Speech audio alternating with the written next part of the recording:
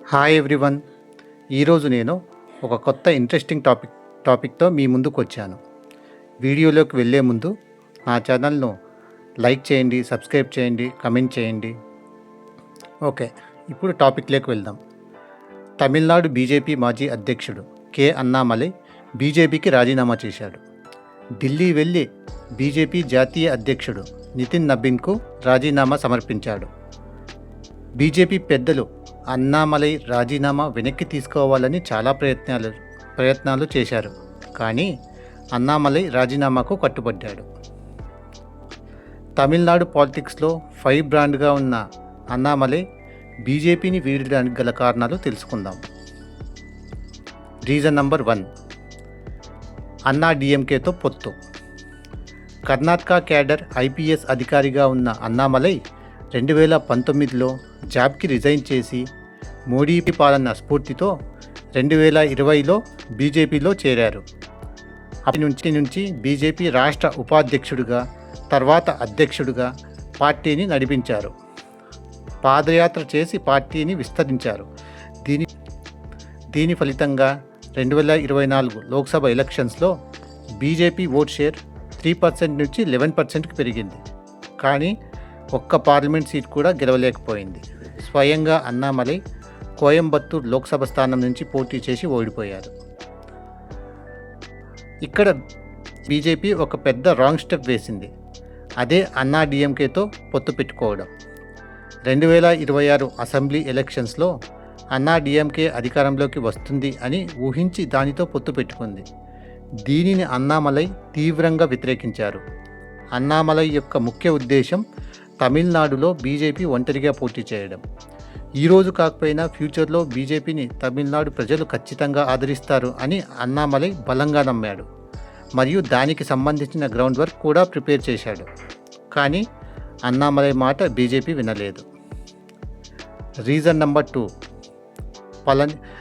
అన్నా DMK chief Palaniswami మాట విని పార్టీ అధ్యక్ష పదవి నుంచి తొలగించడం. అన్నామలై తరచుగా డిఎంకే మరియు అన్నా డిఎంకే తప్పుల్ని ఎత్తి చూపుతూ వారిపై పోరాటం చేశాడు. పరిపాలనలో అవినీతిని, ప్రజలు పడుతున్న ఇబ్బందుల్ని ఎత్తి చూపాడు. Anna DMK general secretary Edappadi Palaniswami పరిపాలనపై మరియు ఆయన అవినీతిపై తీవ్రమైన విమర్శలు గుప్పించాడు. ఇది పళనిస్వామికి ఏమాత్రం నచ్చలేదు. దీని ఫలితంగా బీజేపీ పొత్తు కోసం సంప్రదించినప్పుడు ఒక కండిషన్ పెట్టాడు. అదే తమిళనాడు బీజేపీ ప్రెసిడెంట్ పదవి నుంచి అన్నామలైని ఖచ్చితంగా తప్పించాలి. తప్పిస్తేనే పొత్తు పెట్టుకుంటాం అని కండిషన్ పెట్టాడు. బీజేపీ పళనిస్వామి మాట విని అన్నామలైని తొలగించింది. ఇది బీజేపీ చేసిన రెండవ అతిపెద్ద మిస్టేక్.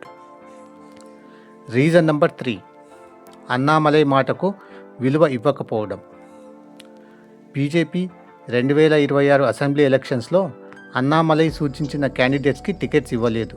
కానీ ఇతర తమిళనాడు బీజేపీ లీడర్స్ రిఫర్ చేసిన క్యాండిడేట్స్కి సీట్స్ ఇచ్చారు. ఇక్కడ మనకు ఒక డౌట్ వస్తుంది, బీజేపీ కావాలనే అన్నామలైని ఇగ్నోర్ చేస్తోందా అని. ఇదే విషయాన్ని అన్నామలై గ్రహించారు. దీనిపై ఆగ్రహించిన అన్నామలై అసెంబ్లీ ఎలక్షన్స్లో పోటీ చేయలేదు. ఇది బీజేపీ చేసిన మూడవ అతిపెద్ద మిస్టేక్. రీజన్ నెంబర్ 4, తమిళనాడు ప్రజలు బీజేపీని ఎప్పుడూ ఉత్తరాది పార్టీగానే చూస్తారు మరియు బీజేపీని యాక్సెప్ట్ చేయరు. అన్నామలై ఈ ఒపీనియన్ని కొంతవరకు మార్చారు. అన్నామలై బీజేపీని వీడడం తమిళనాడు బీజేపీకి అతిపెద్ద దెబ్బ. అన్నామలై మాటలకు విలువ ఇచ్చి బీజేపీలో ఉండనివ్వాల్సింది. నా అభిప్రాయం ప్రకారం అన్నామలైని కన్విన్స్ చేసి మళ్ళీ బీజేపీ అధ్యక్షుడిని చేసి తమిళనాడులో సొంతంగా ఎదగడానికి ప్రయత్నించింటే బాగుండు అనిపిస్తోంది. సో ఇప్పుడు అన్నామలై ఫ్యూచర్ స్టెప్ ఏంటి? సో అన్నామలై తాజాగా అందుతున్న వార్తల ప్రకారం అన్నామలై కొత్త పార్టీ పెట్టబోతున్నట్లు ప్రచారం జరుగుతోంది. తమిళగ మక్కల్ కలగం లేదా తమిళగ మక్కల్ కచ్చి అనే పేరుతో కొత్త పార్టీని స్థాపించే అవకాశాలు ఉన్నాయి. ప్రస్తుతం అన్నామలై వి లీడర్స్ అనే ట్రస్ట్ను నిర్వహిస్తున్నారు. దీనిని మరింత విస్తరించి రాజకీయ ఉద్యమంగా మార్చే యోచనలో ఉన్నట్లు తెలుస్తోంది. దీనిపై క్లారిటీ తొందరలోనే వస్తోంది.